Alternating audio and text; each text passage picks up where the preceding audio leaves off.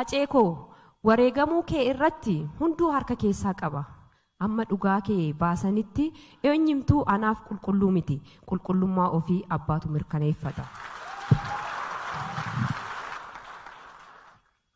Aceekoo dhugaan kee waaqaa gaditti warreen diraamaa nurratti hojjetan dhugaa kee dhoksan micayyoo si bira turtee fi namoota si ajjeesuuf ajajaman bira jira.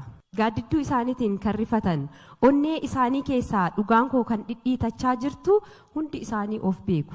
Nyaanni ittiin goruu dhugaatiinis akkasumatti ayyaanni irraa fagaateera dhugaan kiyya oolee hin buluu ofumaan dubbatu isin callisaa. Yaa ummata koo tokko ta'a waliin qoqqoodinaa kaayyoo tokko qabaadhaa dhiiga keenyaan dhiiga keessan lafee keenyaan lafee keessan cimsaa. Kan quba isinitti qabu malee kan quba isin qabu hin jiru. Sin ofumaaf quba wal qabaadhaa. Amantii qabdanii waaqa kadhadhaa jedhii ummata kootiif ergaanaaf dabarsi. Kan isaanii waaqaaf dhiisi. Tole Aceekoo erga jettee dhiiseera. Dhugaan kee dhugaadhaa mul'atee ifa jira. Haqa kee hinaaluu beeka si miidheera. Si dhabee jiraachuun hedduu namiitullee dhiifama naaf hin godhin an yoomuu siif tolle. Edaa miidhanii deemurraa miidhamuutu caalaa onnee dhugaan miite harka rabbiitu yaala jette mitiire. Harki rabbii dhugaa kee nuufaa baasu gumaaf kees nuufaa deebisu dhugaan ilma waaqaati.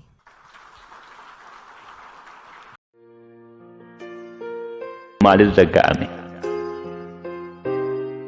Qooda koon saba koof afaan ta'uu murteesseen fudhadhe.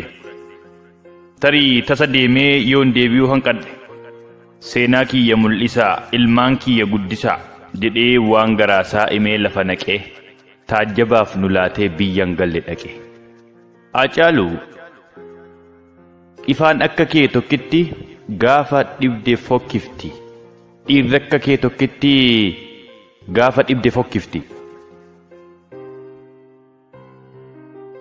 Wiixata galgala guyyaa hamaa sanaa akkuma lakaanii nan deebi'a jedhee nagaa ba'ee mana.